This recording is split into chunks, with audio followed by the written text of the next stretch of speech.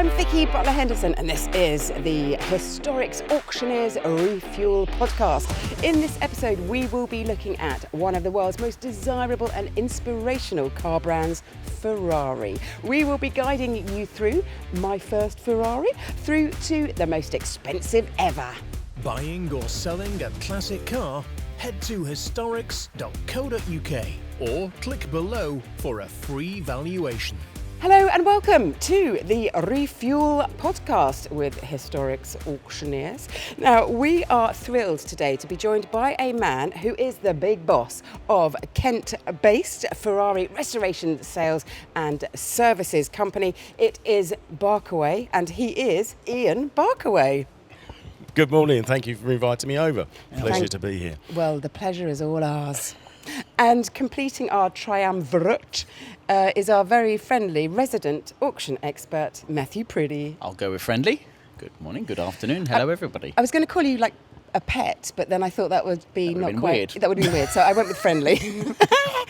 Do you have some important social media stuff? Of course, if you are watching us on any of those social media platforms, which I'm sure you are, YouTube, Facebook, Instagram, please do like, subscribe, make comments. You can abuse us, it's fine, don't worry. The more you engage with us, the more than we can make, of course. So please do all those little likes, subscribes, click the buttons and what have you. You know all about that, don't you? We do, even at my age. I embrace social media, but it works for us. There you go. So if Ian can do it, you can do it. Absolutely. Right, let us begin then. Having a look at Ferraris and why they are so important to us. Young and old, there is something about Ferraris that is like a magnet to all of us. Why is that, Ian? I think it's the face. When people turn up at the workshop for service, that you don't drive them every day. They're special cars and everyone arrives smiling. You never get out of a Ferrari looking sad. There's just something about them that they are special. That is a lovely thing, actually. Yeah. I think it's the poster car thing, isn't it? It's like I think if you've bought yourself a Ferrari, it's almost like you've made it kind of. So it's almost like a sort of certification of I've done well. I'm happy with myself. Look what I've done. What have I achieved? You don't go to work in a Ferrari. You only use it on special occasions, and that's the difference. And it's the sound and the emotion. There's just something about them. Are there really nobody who goes to work in a Ferrari? They use it as a daily runner? Very, very few. I've been doing this since 1985, and you can probably name the people that go to work in them on one hand. They just don't get used. You go to work in Porsches and something German. You go out to have a special day out in something Italian. You've got it. So, I think in that case, if you do daily drive your Ferrari, let us know. Yes, I think love so. to Yeah. hear. So, if everyone turns up happy with their Ferrari, everyone's sort of, dare I say it, they've always wanted that Ferrari. They're loving the drive of the Ferrari. They use them at the weekends. How do you keep that sort of alive when they're going through the service and the maintenance part of it? How do you keep them happy, I suppose? I think they all like to get involved with the journey of their car. As soon as they've got one, they'll go and research all the history, they'll buy all the bits that are missing, the toolkit bits. They really invest in their cars. They love them. They're special to the family. They're special to the owners. I love it. We've got lots of owners that as the children grow up, then the children start to drive the cars and they sort out the insurance and what have you. And it's the whole journey of enjoying this thing. And it sits in the garage, but when it comes out, it's a special occasion. Can you remember as a youngster looking or seeing or hearing your first Ferrari? I can. I was an apprentice with Rolls-Royce back in the day, and I looked down the road, there was a Ferrari garage down the road, and I thought, I've got to go there. This looks far more fun. So I did. In 1985, I joined Ferrari, and I've been there ever since. What was it that made it look so much fun? I admired the Rolls-Royce of the build quality and everything, because that's spectacular, but you just looked at these little sports cars, and the noise, the sound is just so special that I thought you've got it. And when you've been in one, you know what it's like. There's just nothing else like it. Was there one car that you recall that really ignited that? There was one car, it took me 20 years to save to buy, and it was the 308. Really? All I wanted was a 308. It was the Magnum car, and lots of people have seen it on YouTube. Eventually we bought one. My wife said yes to me buying one. We've been married for like 35 odd years now. And years ago, all I wanted was a Ferrari, and I said, look, how am I going to get one? And we were doing a kitchen at home, And I said, look, if we stick a bit more on the kitchen borrowing on the house, I can buy a Ferrari. And she said, yes. Vicki knows. Good girl. It was in the garage 2 days later. I love it. So, And how's the kitchen now? kitchen is still working. We're still in the same house, and the kitchen's there. And the Ferrari? The Ferrari's just had a 4,000-hour restoration at Barkaways. It's absolutely spectacular and is brilliant. And rather than coming in that today, I've come in the truck because it's all locked away in storage in the warm, which is bonkers. Do you have a memory of the first Ferrari you remember? I remember being a road tester on a car magazine, and it was the 456, the big one. Yes. Yes. And it was navy blue, and it was the first press car Ferrari that I was eligible to drive because I'd reached the age of maturity where the insurance would work. And I remember just being bowled over with excitement about driving that car. So that was Vic for me. And even though it wasn't a red little thing, it was still, gosh, that was my first. I remember the first time I drove a Daytona. It was in the 90s, and these were about £500,000 and you think, are these things worth that much money? Because it was in the mad days of everything going up. And I was out in a Daytona. It was like that third gear, squeeze it, front lifts up, absolute music just came out like this orchestra, and you think, yeah, this is what Ferrari is all about, and that's the difference. What about motorsport? How has that filtered down to people's love for Ferraris? I think the motorsport bit's good because they're the guys that are coming up with the ideas. Take the 355 for instance. First car to have F1. Where did the F1 come from? Mansell's race car. So they're playing around with all the technology and making it all work, and then it cascades down. Ceramic brakes, F1 gearboxes, all the injection systems. It all filters through. So they do the development, and the road guys get the rewards. They definitely feel, perceptions, I suppose, they definitely feel like the most connected Formula One team or race team to the production car, which of course they can be, but even from not just back in the day, but actually even more recent, they feel more connected. I mean, obviously, McLaren have probably got that feel as well. But Ferrari, you just always straight away associate the two. They've got the history. We've both been to the factory many times, and the history there is incomparable, isn't it? They've got the whole lot. You go to the racing department, it's all there, and decades of development of doing this. I think as well, because F1 is so prevalent, particularly now globally, that could be your young kids, first look at a Ferrari, and then that could ignite. They could be your future customers. So strangely, when I remember not liking Ferrari as a team, because I just didn't like them during the Schumacher days. That was that Schumacher thing. I just didn't like him as a driver, and then that actual perception of the driver dragged on to Ferrari. So through those years, I was almost not anti-Ferrari, but it almost put me off. It shows you how the importance of those drivers and bringing in markets, and probably a lot to do with the Hamilton move to Ferrari. Exactly. As soon as Lewis Hamilton went to Ferrari, the Ferrari stock absolutely shot up, and made Ferrari more money than Lewis's wages. And now, with all sort of modern celebrity, I suppose, and sports personalities, those personas are particularly important to the brand. I mean, I think they were saying a lot of young kids obviously have got this thing about Lando Norris, and they said that's really elevated the McLaren brand. But similarly, as soon as Hamilton goes across to Ferrari, there's that great love of Hamilton in this country. So everyone then suddenly warms to the prancing horse. And the media can't all be wrong, can they? To have that sort of effect on a global brand. Well, it's branding, isn't it? It's the modern way of branding your business. Yeah, it is global. It is highly impressive. As are you, Ian. You have been in this industry for around 40 years.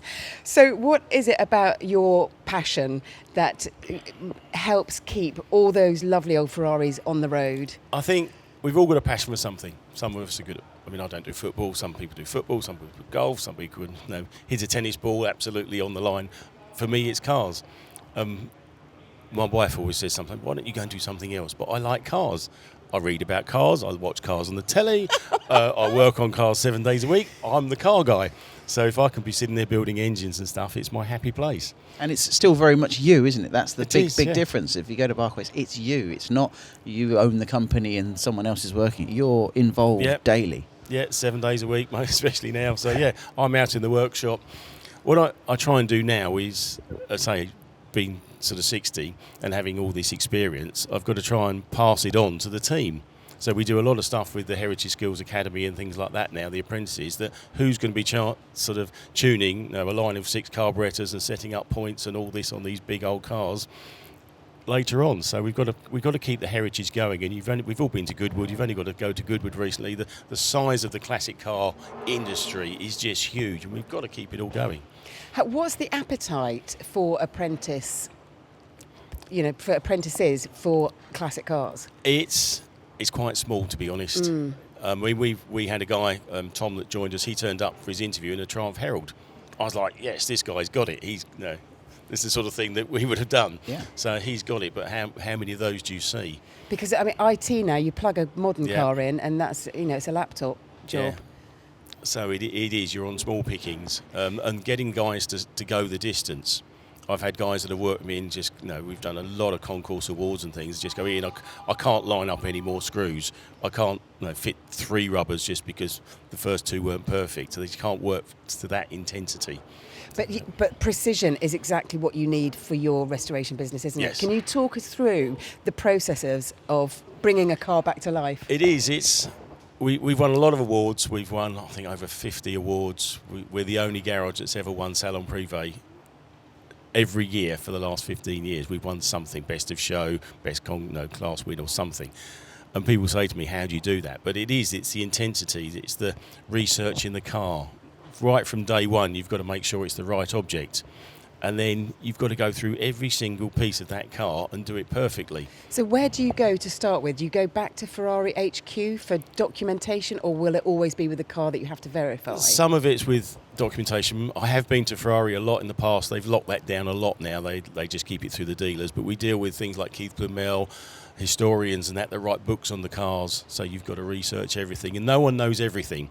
I always say that when we start a car, we might know something, the owner might know something, the historian, and it's just keep building it and building it and building it. We can make it clean and shiny and work, but it's the history that makes the real icing on the cake. That's a great point, because we have that in this industry. A lot of people come to us, talk about their cars, and almost expect us to know more than they do. And I said, well, you've lived with this car for the last 15 years. Yep. It would be insane for me to know more about your car than you do. You should know as much as I do. It's a team effort. You give me information, I provide back. We work on it then for you. But it involves the client. And you're the best in the industry. But just walking around this auction house today, you've got nearly 200 cars here. And I've picked out a few and gone, I know a bit about those. But you can't be an expert on all of this lot. No. But you're expected to. No. You do your best, though. You do, yeah. Can you tell us a bit about Ferrari Classiche? Ferrari Classiche, that was a clever idea that came out several years ago. I used to work in the Ferrari dealerships in the network. And once the car left the showroom, they had no idea where it was. It just disappeared into the ethos. It changed hands, premium buyers, premium, all the rest of it. So they only knew their new car first owner. They had no idea where all the classic cars were. So they came up with the idea of getting involved with because the dealers don't get involved with the classics, which I think is wrong. This is why the specialists like us exist. So they had the idea if they could get involved with the classics and apply a sort of certification for it. Very clever. Yeah. And it works brilliantly. And when you say they, do you mean the dealers or do you mean Ferrari HQ? Ferrari HQ. Yeah. So they tapped into the classic car network and pulled all the cars. They found the owners, found out where they were. So as much of a data trawl, because that would have been quite early days of data, isn't it? Very early doors. Thinking, right, well, so with physical certification, and then we know where every car is, and then we can also continue to service or continue to look at brokering deals, I suppose. It was a whole market because you've got to give them credit. They kept the records for every car they've ever built. I've been down to the library. It's beautiful. There's walls and walls of everything going to LMs. Is this in Maranello? This is in Maranello. Yeah. No, they've pulled out drawings for original Le Mans LMs and things like that. So they've got all the information, but they didn't know where the cars were. So by doing the Classic A network... Is it called Classic A or Classiche? Classiche, Classic A, no, depends. I need to know we could do an entire podcast on this. Now, you can settle the argument. I've gone both ways. I don't really know Classiche, Classic A. I need to know. I always say Classiche because it just sounds cooler. Yeah, and I know Classiche because you've taught me that. But if it is Classic A... A lot of people use Classic A. It depends who you're talking to. I'm going to call Ferrari. You have to go to Italy.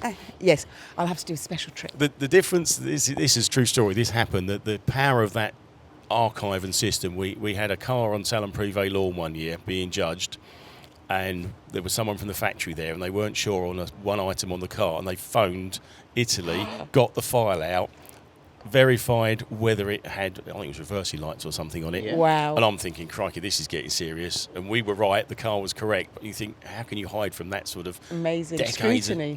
Yeah, unbelievable. Oh, I love impressive. that. So, And then how are you involved in verifying certain Ferraris then? Because I know you have another hat. well, that you we wear do for that. our best, but obviously now it's in the last few years they've sort of locked it down to the dealers. So I've just had an F40 that's gone for Classic A or Classiche, whichever way you want to go, and it's gone to a dealer.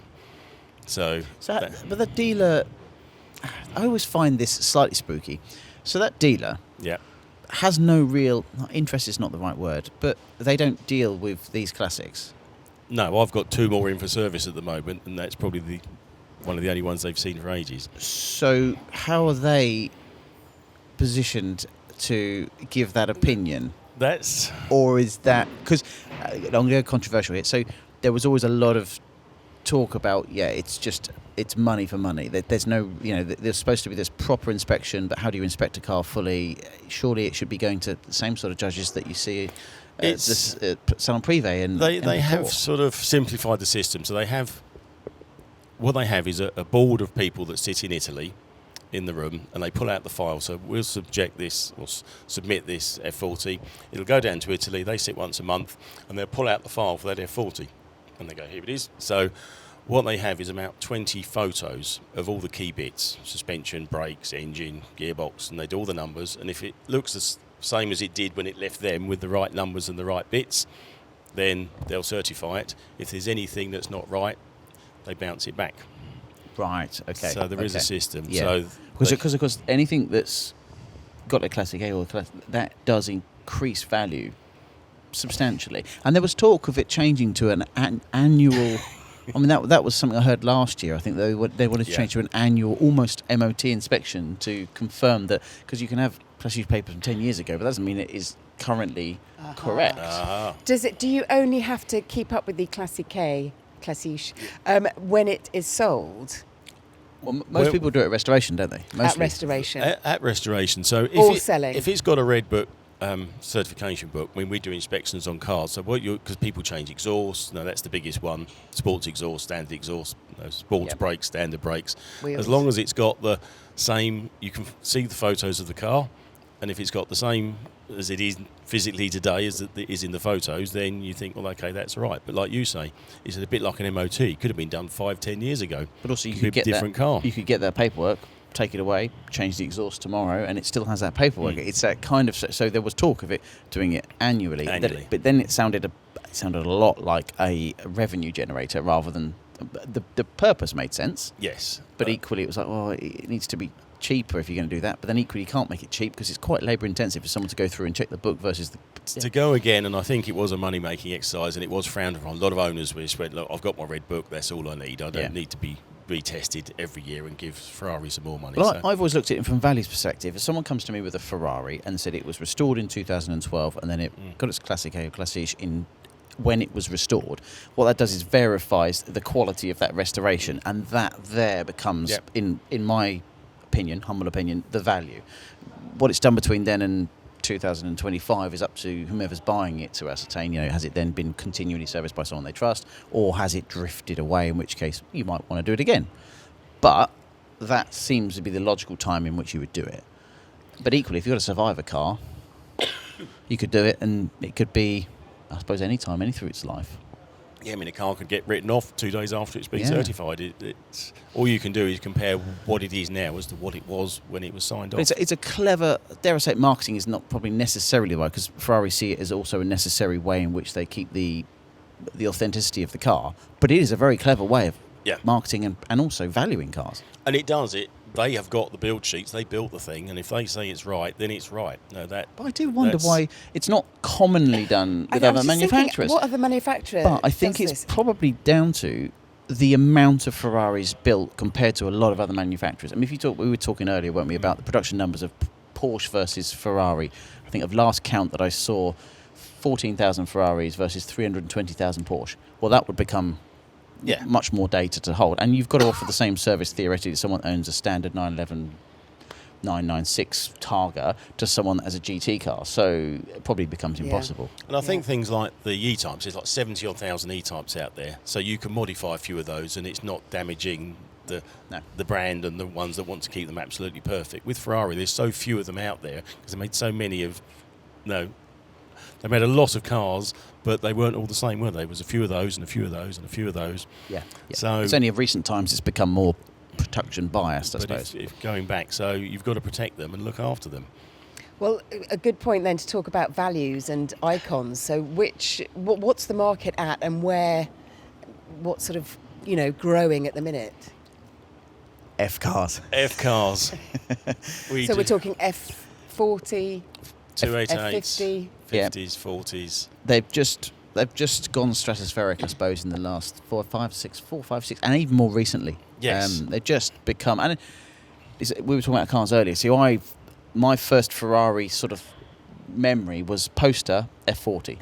And I think, again, we always talk about in classic cars and auctions, is obviously age groups do dictate values because people start to buy what they see as an icon. And the F40 has a set amount of specialist cars as well, and then you start seeing that push up the values. I mean, you said earlier about Testarossas, I like those because they're, again, similar era. But I think those F cars pushing prices so high, it's really done Ferrari no harm at all. No, I mean, I think with the F cars, I always say with all the classic cars, if you say they're £1, they're all £1, which ones are good to drive? And all the F cars are spectacular. If you go out in a 288 or an F40 or an Enzo or an F50, these are brilliant, brilliant cars. So therefore they're worth then £1.50 compared to... Yeah. But also pinnacle cars. They were always... All of those cars were fighting at the time of release to be the best car in the world. Not to sell numbers, although they know they sell numbers. They're always fighting to be the best car in the world. Whomever they're fighting against is always subjective to whoever's in the market at the time, but they're always deemed to be the best car in the world. That is the only aim for them, isn't it? So I suppose every one of those cars is exactly that. And there's so few of them. If you've got like 270 288s, 1,300 F40s, but then once you get into Enzos and F50s, 300 of those, 400 of those. The other big thing that drives the market is the collections that people wanted to set. So the big money came in. And once the big money's come in, if there's only 300 or 400 cars in the world and you want one, the guy who's got one's probably not going to sell it unless someone gives him a lot of money. And the reality is there's 300 or 400 billionaires that are able to do it if they like cars. And once you've got 3 of them, you want the other 2, so you're really going to have to prize it out of the person that's got one, so that's what drives the market. And that's where we like auctions. Exactly. Have to have it. But the bottom line is they are good cars. No one's going to pay millions and millions of pounds if it's not a good car. Yeah. Ian, what are those cars like to work on and to restore? What are the upsides or the tricky I notes? think the older cars are almost easier. I've done all sorts over the years.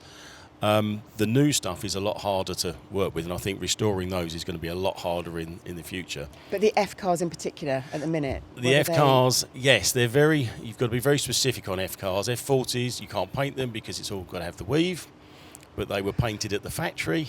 So tell us more about that then. The weave and the paint, tell us. When you look at an F40 now, there's 3 models of the F40. You've got the Lexon window one, the cat cars and the non-cat cars, and the adjust cars and non-adjust cars. So that's your sort of set. Everyone wants the car with the weave on. These were the first cars with carbon panels on them, and when you lay the paint on, you get the little square sections on it. When they first came out, the owners were going, well, this paint's rubbish, there's little fluffy bits at the end of the doors. Could you put a bit more on, please? I don't like this car. So they were repainted at the factory. And here we are 3 decades later, and someone wants the ones with the fluffy carbon at the end of the door and you can still see the weave. Wow. So, and how many of those are knocking about? Very, very few. So I've looked at 5 cars recently for one owner. Went to Geneva to look at cars, went everywhere, looked at 5 cars to find one that was suitable. They're very, very hard cars to buy. Mm. So when you're going to buy an F40 or an F50, what are you looking for prospective customers? Originality. Okay. It's got to have the weave, it's got to have all its tools, its books, it's got to have the first... I looked at one the other day, the service book was completely blank.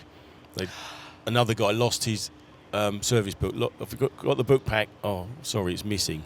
No, the birth certificate for the car, the selling dealer, the stamp, the book pack. You need all that. The irony is you get that with a car worth £30,000 and it would cost, let's say it'd be worth, it's £500 off the value, maybe £1,000 off the value. You put it into a car at that value. That doesn't the have value of that books. booklet is... You've got to have all the bits. Yeah. And the ones that have got the book, the weave, originality, matching numbers, maybe Classique or Classiche, and luggage and all the bits, then that's the one someone's going to buy. But they're going to have to really extract that from the guy that owns it. What percentage are you talking about for a complete brilliant car compared to one that hasn't got all the... Is it like 60% of the value? No, nowhere near. Okay. Literally, everyone knows where the good cars are. God, so what happens if you're knocking around with a car that you haven't managed to get your books all sorted Well, and in order? sometimes you'll see prices for toolkits and you'll think it's just a toolkit. But for someone to complete that, and this is on the less special cars, for someone to complete their car, they will have to fight to get that toolkit out, and that toolkit will go for... Thousands. Tens of thousands. And those toolkits are never used. Oh, no. They're not for use. No. Out of the 5 cars I looked at recently, one of them had been crashed, and the owner didn't know. And I looked at this car and went, this is no good. And he said, do you want to drive it? I said, no, I'm done. It's been crashed. And that's game over with that car. But then you've given devastating news to that person as well. And we do that. We get that all the time. I mean, dare I say, as also as sort of everything becomes online, so any old document, any old data goes online, it sometimes will appear on lots of cars sat around us. You'll do a deeper HPI check and suddenly the car has a record.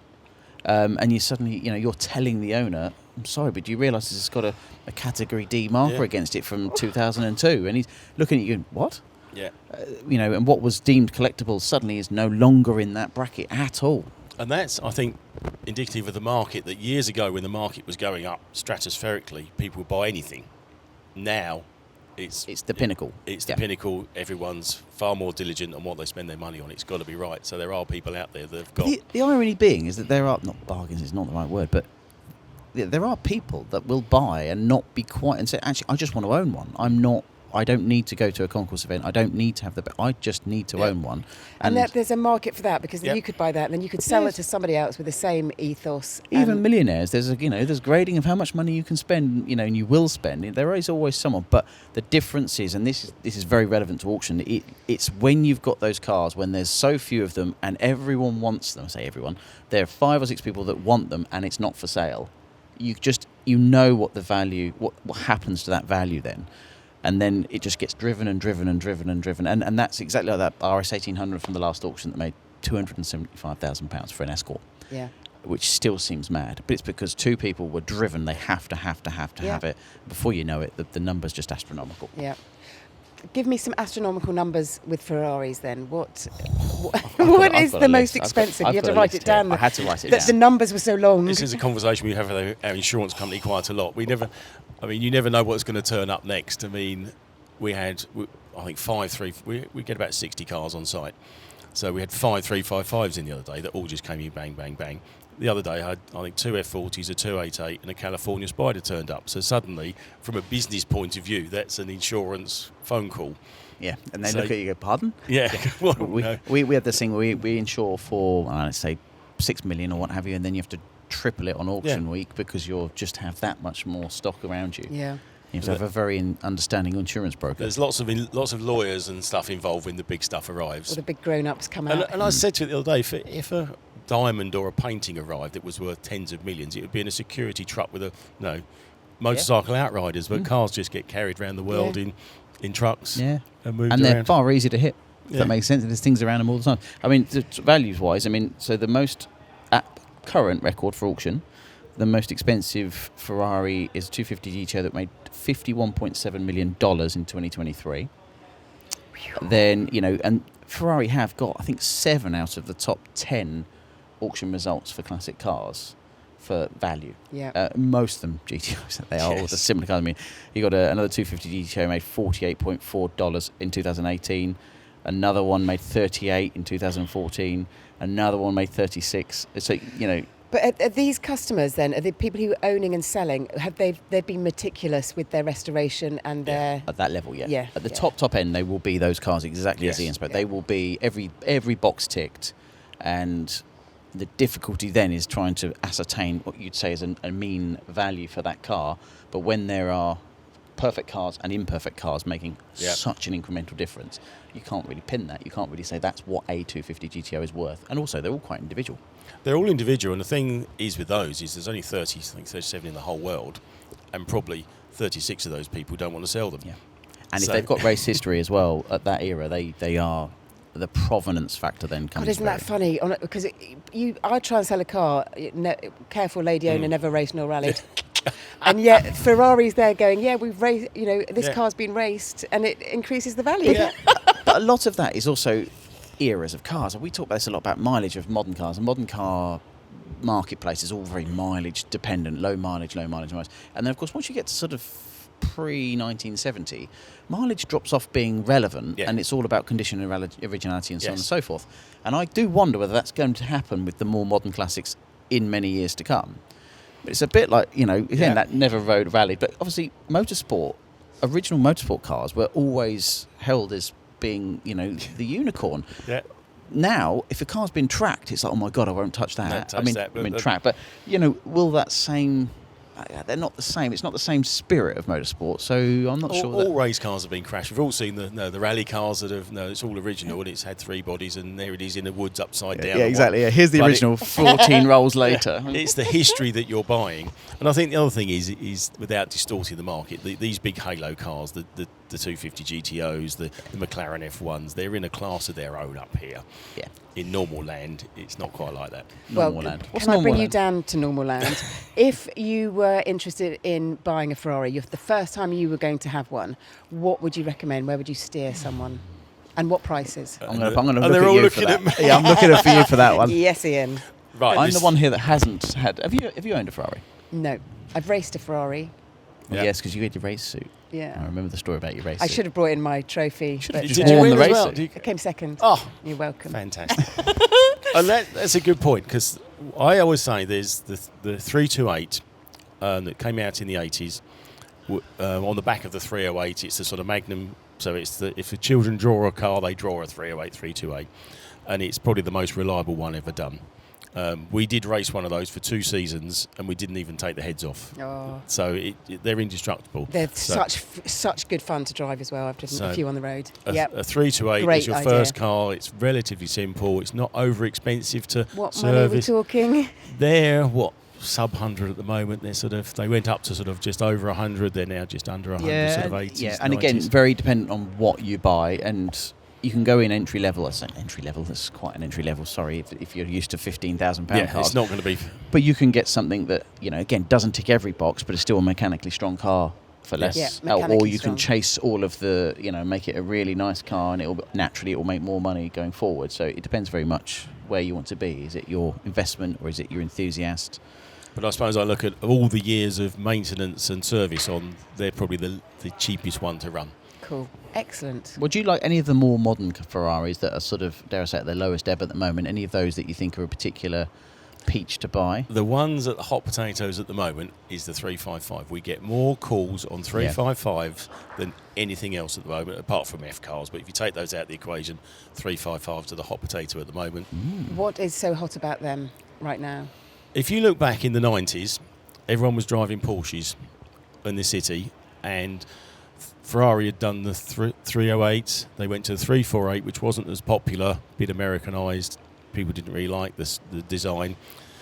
Montezemolo came to power and said, look, we've got to sharpen our pencil and do something about this, and they made the 355. Absolutely spectacular car. It really did go up several notches. The technology, like we were saying earlier, the racing stuff, the 5-valve cylinder, first car that had active exhaust, F1 options. You could have a hardtop, a GTS or a Spider. So from marketing point of view, it was there. The Challenge series was spectacular, so they ran a really good Challenge series with them, so that was the proof of the pudding. Yeah. And then some of the Challenge goodies came on. You could have red calipers and upgrade this, and thicker anti-roll bars and Fiorano packs. So as a marketing whole, embracing the whole lot, it was a masterpiece. and it's still good now. Why are they commanding more money than 360s and 430s that were 2 generations later? Yeah. So how much money would I need to spend to get in a decent one? You're going to be over 100 for 120s. Okay. I looked at one, I think it was last year, I think it was 160,000. And I thought that was all the money for a 355. I really thought, I went to look at it and thought but it was the best 355 I've ever seen. It had all the luggage, the books, the brochures. The thing was absolutely mint. It had done about 3,000 or 4,000 miles.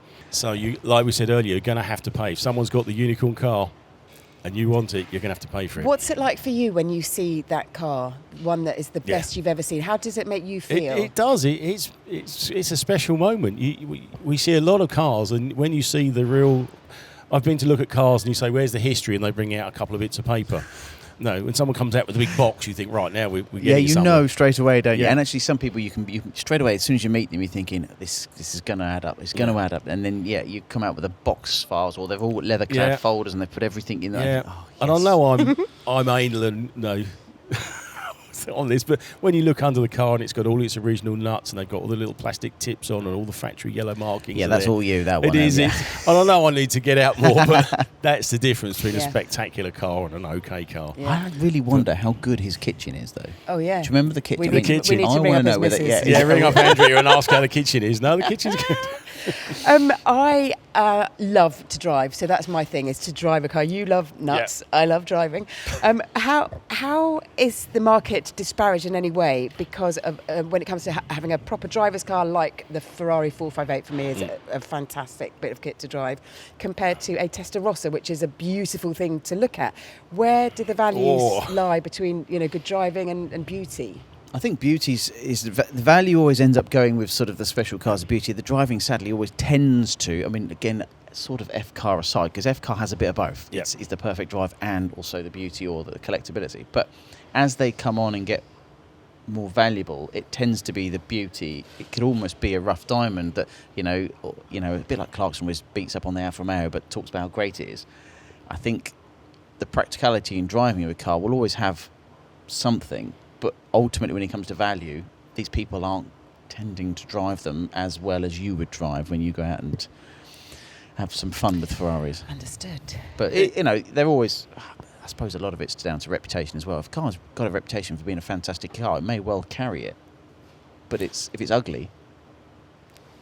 Yeah, they're not. I suppose being in the industry for so long, a bit like so we've driven just about everything. They're bit like myself, been in the industry that long. I think you're fine. I only started a couple of weeks ago. Having been fortunate to drive everything there is to drive, sort of thing. There we go. Yeah, McLaren F1s, and if they're all a pound, what would you test drive these cars? What would you go to Cornwall in? And things like Countach's, yes, spectacular looking things, nightmare to work on, not the easiest of the things to drive. Whereas the Ferrari Boxer, not quite as iconic to look at, but a much nicer car. And you'd actually go to Cornwall in a Boxer. Yep. You'd get halfway down there in a Countach going, I'm done with this thing. So halfway, the driveway. It's that sort of thing. I mean, Diabolos now are quite popular, but they're heavy old things to drive. Yeah. And Testarossas, with no power steering and all that. Yeah, I think that's what it comes to. It's a bit like the poster cars, isn't it? There's always a lot to be said for how well a car drives, and journalists like yourself will prop it up on the basis of how well it drives. But it's got to have a bit of both. But do you put a value on? You're looking at the 458. That it's a very easy car to drive. The DSG gearboxes and that, it's all very linear, and you just get faster and faster. Whereas something like a Testarossa, you've got to work at it a bit. You've got to heave it around and be a bit more involved. As a driver, do you not like? So for instance, a 930 Turbo was that one here, and I quite like the complete unpredictability and chaos of it.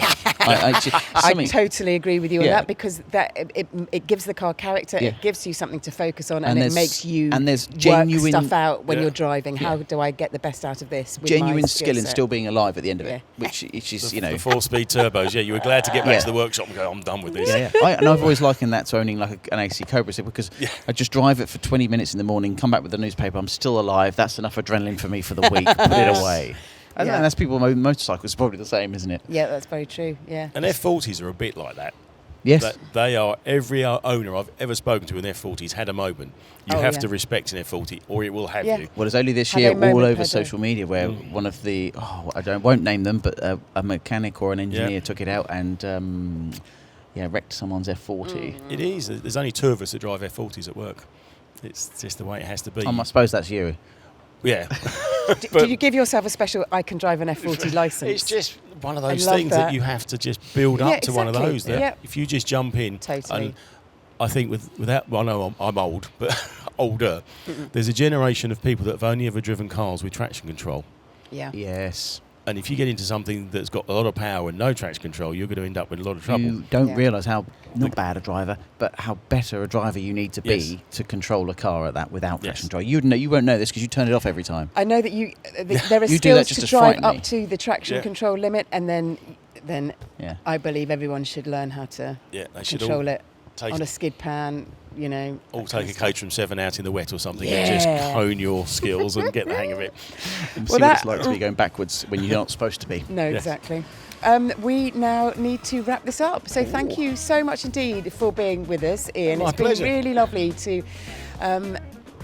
let your brain and your knowledge seep through to us mere mortals. And it's So great thank seeing obviously you do a lot of this on your own YouTube channel. So if anyone wants to tune over and look at what Yeah. Ian does and be a bit more educated than you can do in 40 minutes with us, by all means, go and have a look at Ian's channel. He can show you how the nuts and bolts are lined up correctly. We can do geeky lining up nuts, but the clients love it, so we just pick a subject and put it out there and embrace social media. It works for us, so I'm happy to do it, and we get a lot of positive feedback and people seem to enjoy it, so we keep going. Lovely. Thank you very much, Ian Barkaway. Thank you so much. My pleasure. And as always, I'm going to let Matthew have the last word. She won't let me have the last word, guarantee you. So yet again, thank you very much for watching, and please do like, subscribe, do tune in. The whole catalogue is on YouTube of all of our podcasts and any other filming that we've done. Hopefully you can come and see it at one of our auctions. The next one up will be in November at Mercedes-Benz World, which is lovely. You can go down there, you can do some track days there as well. You can. Learn to drive without the traction control on. You can. So please do like, subscribe, keep watching for now, and thank you very much. Thank you.